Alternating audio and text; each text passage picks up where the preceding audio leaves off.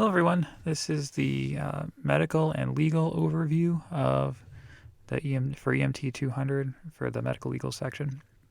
And today we're going to talk about basically how to do the best thing for patients to deliver good care, but also the care that they want to give them, make sure we have their permission, and to protect ourselves legally down later if there are questions about the care or our actions on a scene. So we're going to go over consent. We'll talk about confidentiality, patient abandonment. Abandonment's actually one of the biggest ways EMTs get in trouble and patients have bad outcomes. And we're going to talk about advanced directives. This is another messy issue that can happen when patients are at the end of their life and they have documentation about what they want and when can we honor it and when can we can't. And then we'll define negligence. We'll talk about assault and battery, and then situations where there's mandatory reporting. So for one thing, anything legal, there's two types of law. There is civil and criminal law. Civil is a citizen files an action against you seeking damages for something that you had done. So this is like the lawsuit. If you maybe injured someone, dropping them on the stretcher, they could sue you. And then criminal is if you've done something wrong in if you had broken a law in your care, and there's something that if you were impaired driving while on duty, certainly that would be a criminal law, and that would be taken up with the courts, and that could also affect your ability to work. Most EMS litigation is civil. So the basic care is to do no harm. So this is when if we do nothing else, we don't want to cause the patient to get back. We always want to help them, but we always want to avoid making them worse off than had we not arrived, or if maybe someone else had arrived instead of us. We also want to make sure we stay within our scope of practice, and there are certain procedures that we talked about that you may perform. And others that are outside your scope, either a higher level EMS provider or maybe a doctor would provide in the hospital. And even if you do everything right, you still may be subject to being sued. So we'll start with consent. So consent is permission to render care, and just because we show up doesn't mean that we automatically have it. So even if the person calls 911, that's we're assuming that they want care because they made the phone call, but sometimes the patient isn't the one who called. It may be a family member, it could be a bystander, and they don't want our treatment. And so they need consent. And if the patient is conscious and alert and able to make informed decisions, that's in some ways that's easier because we know what they want, but they also have the legal right to refuse care, even if they're really sick, and that gets messy. So in order to determine if they're able to consent to treatment or to deny treatment, then they need to understand what treatment you're offering, and they need to make sure that they can make an informed choice about it. For everything, even checking a blood pressure, there are side effects. It's going to be squeeze their arm. It may be uncomfortable for a few seconds, and they have the right to refuse that, and we have to respect their autonomy.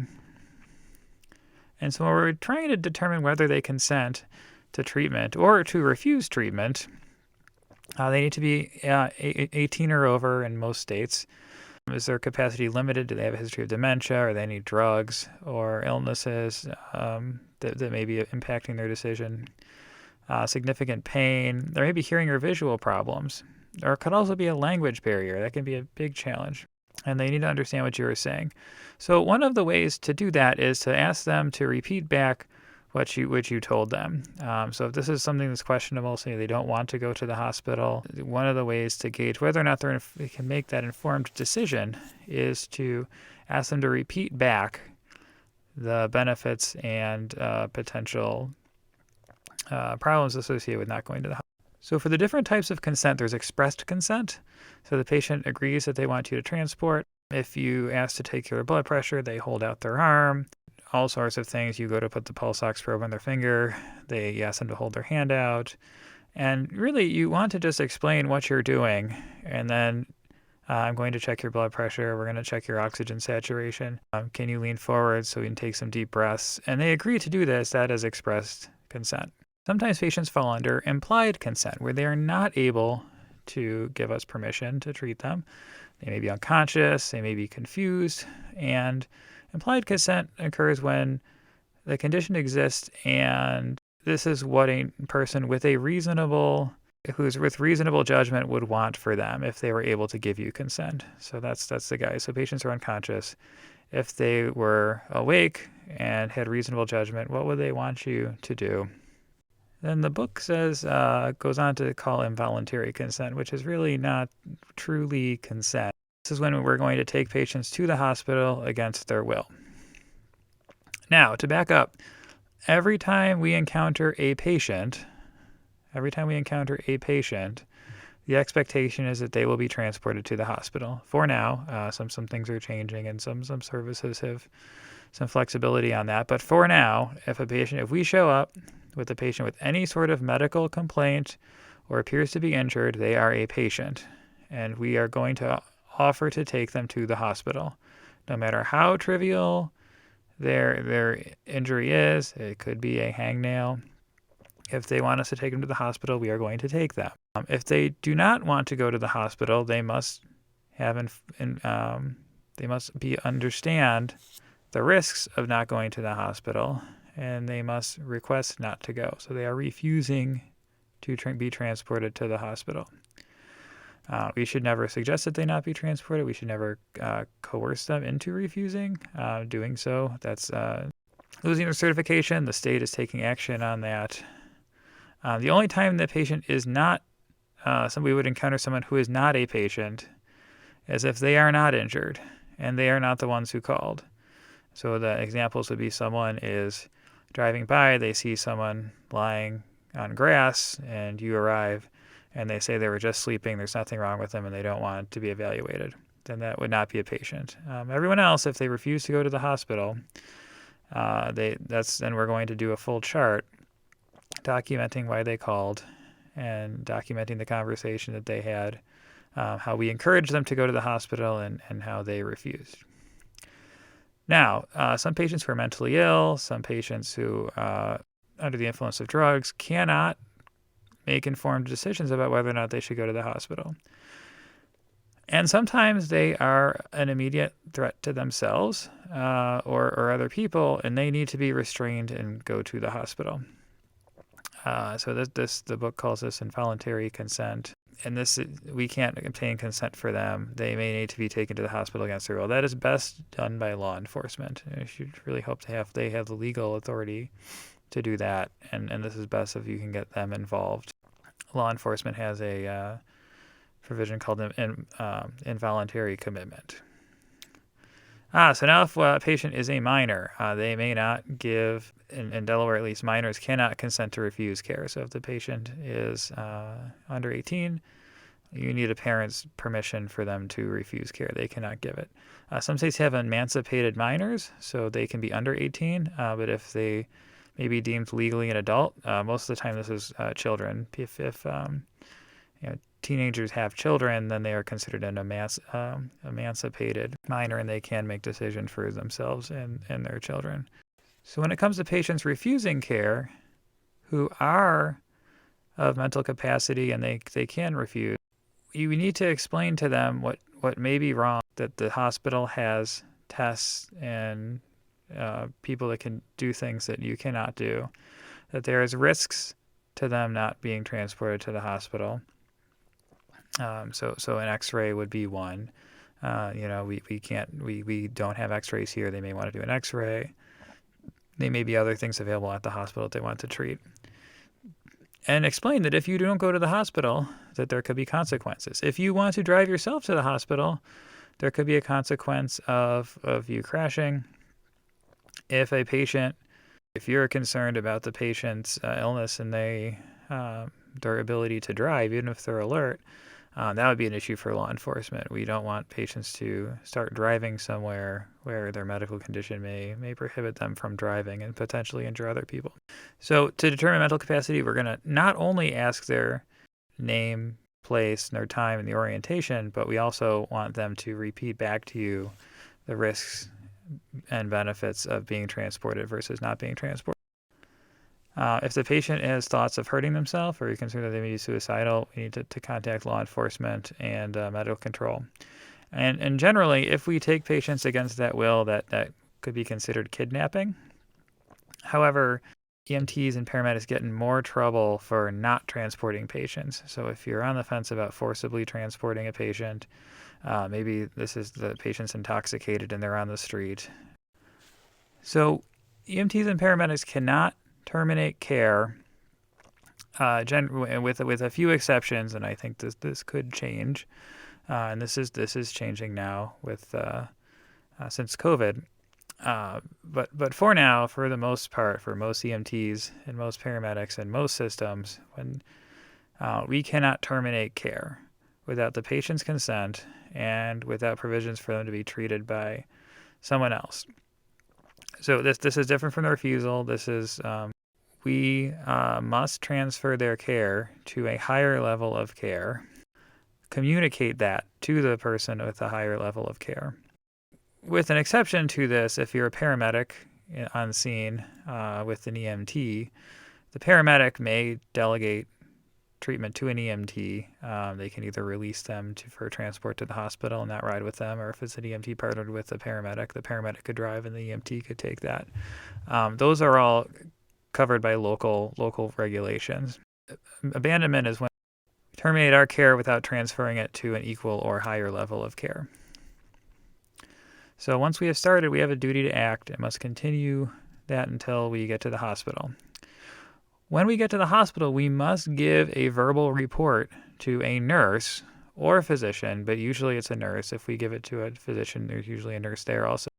And the nurse will make sure that they're registered and go through all that when we arrive. It cannot be the clerk. It can't be a tech.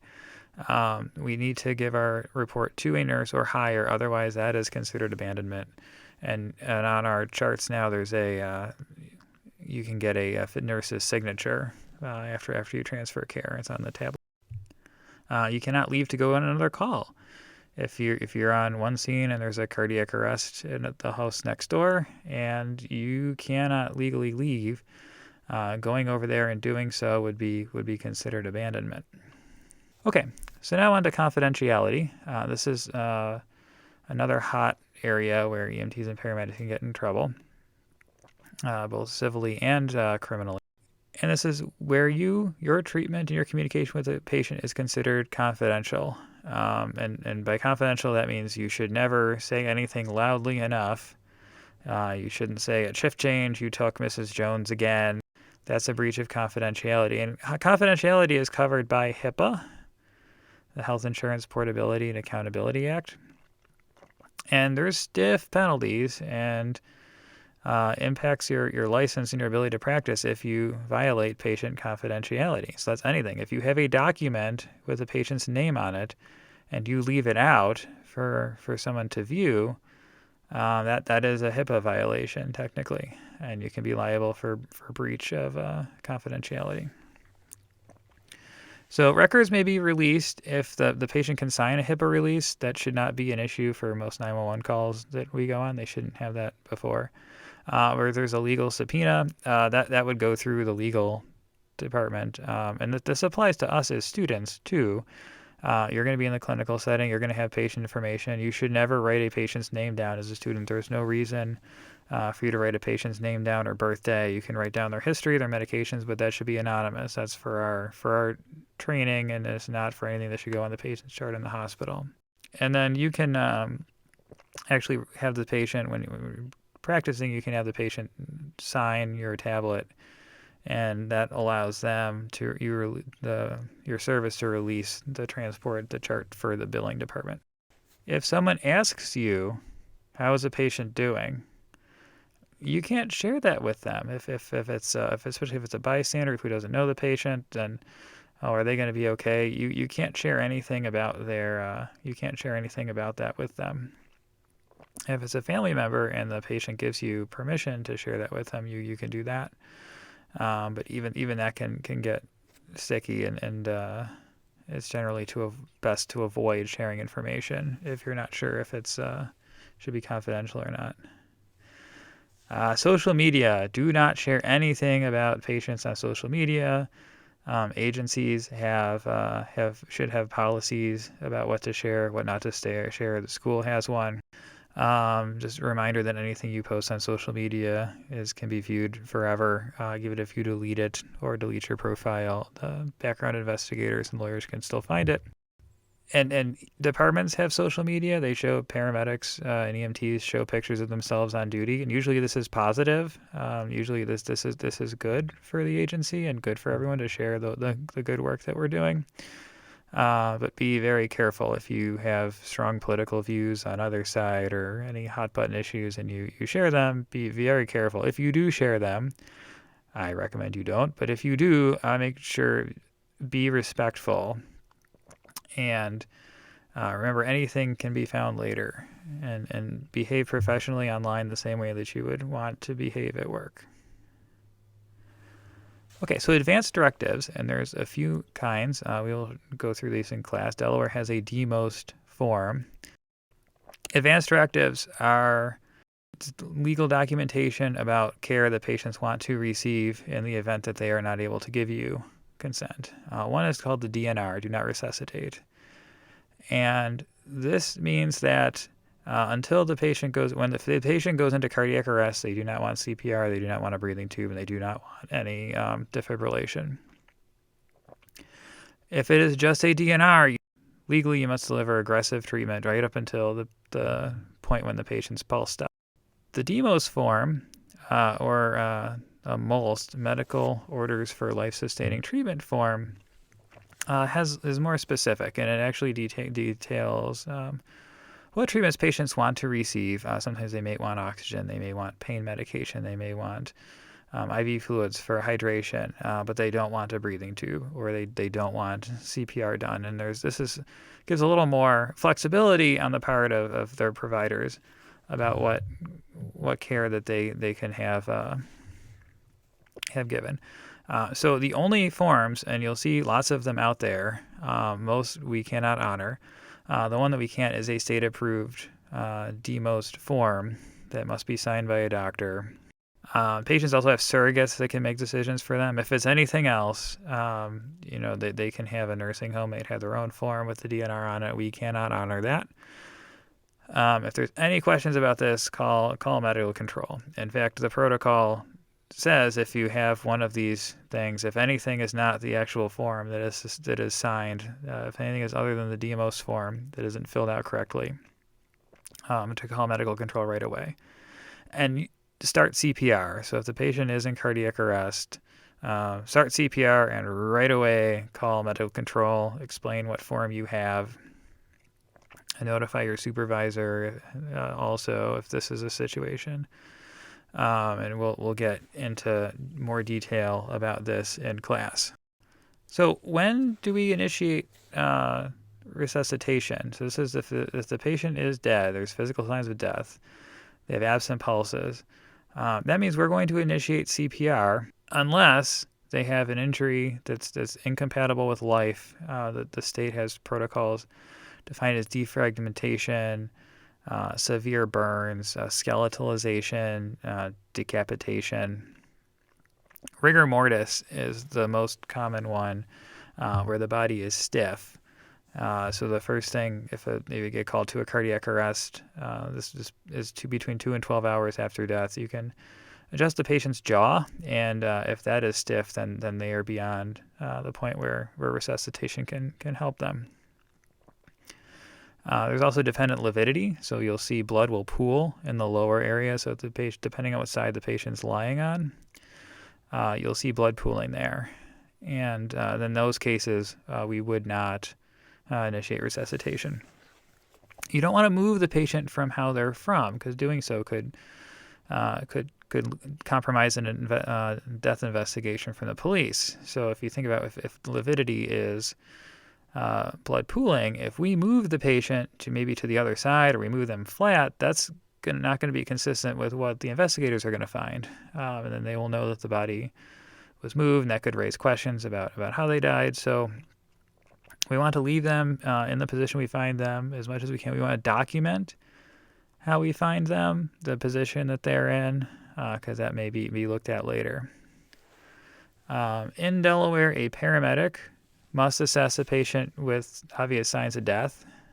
They uh, they will do documentation. They call the physician. The physician gives them, they'll match a case number, and the physician will give the paramedic a time of death. Usually they'll release the ambulance.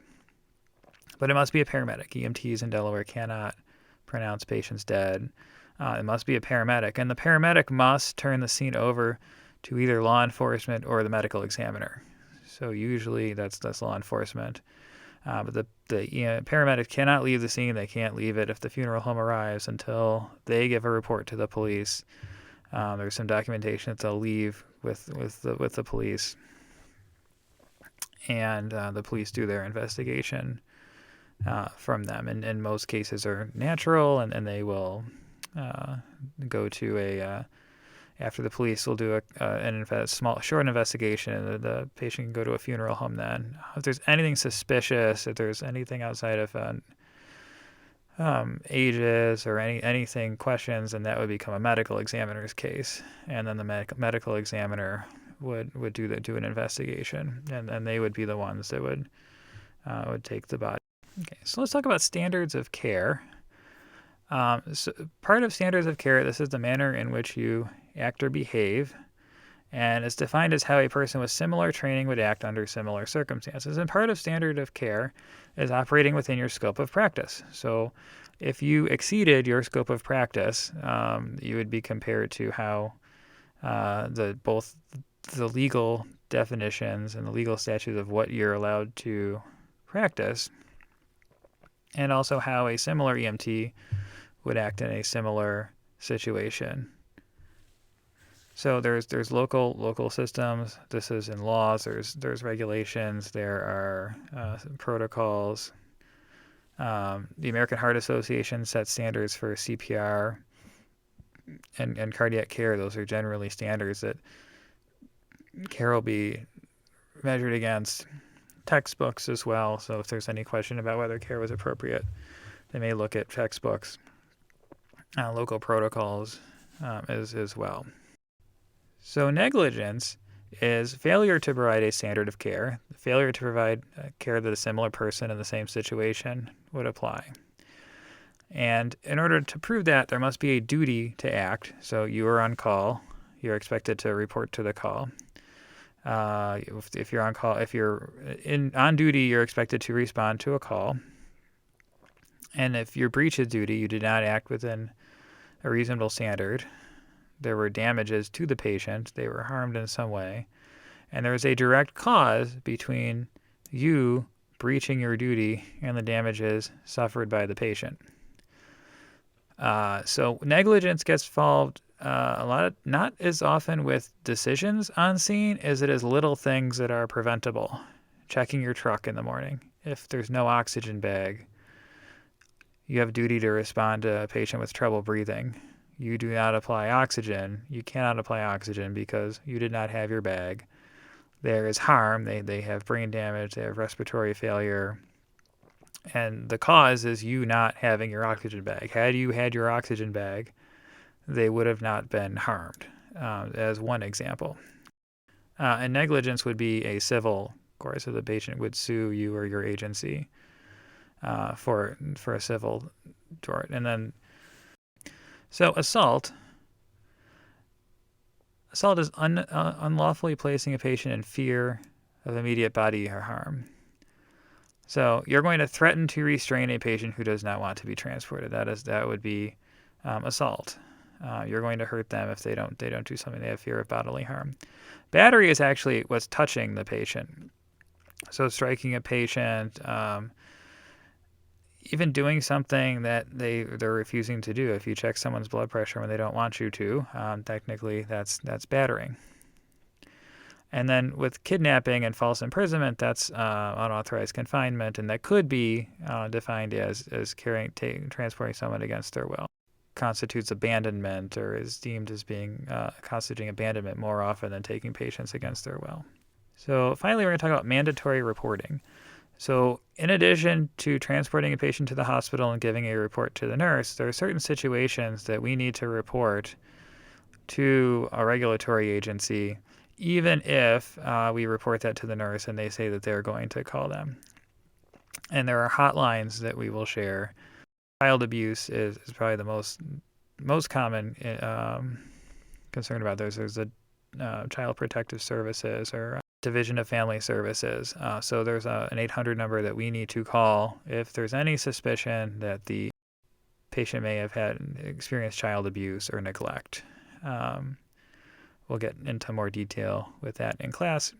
Dog bites are another one. You report it to animal control. Domestic violence, there's a domestic violence hotline. Sexual assault or rape, there's certain hospitals in Delaware that handle, they have special forensic nurses who can do exams on patients who were report that they were sexually assaulted or raped, that can be saved for legal purposes. So we only want to transport patients to even if it's further away, to the hospitals that have that capability.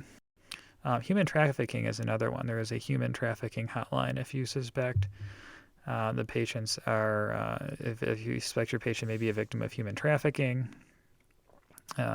Maybe there's someone with them who is very concerned about the answers that they're giving or the information that they're sharing, and you think that they could be a victim. That's there's a hotline for that too. So that is the overview of the medical legal chapter. Let me know if there's any questions, and I will see you in class.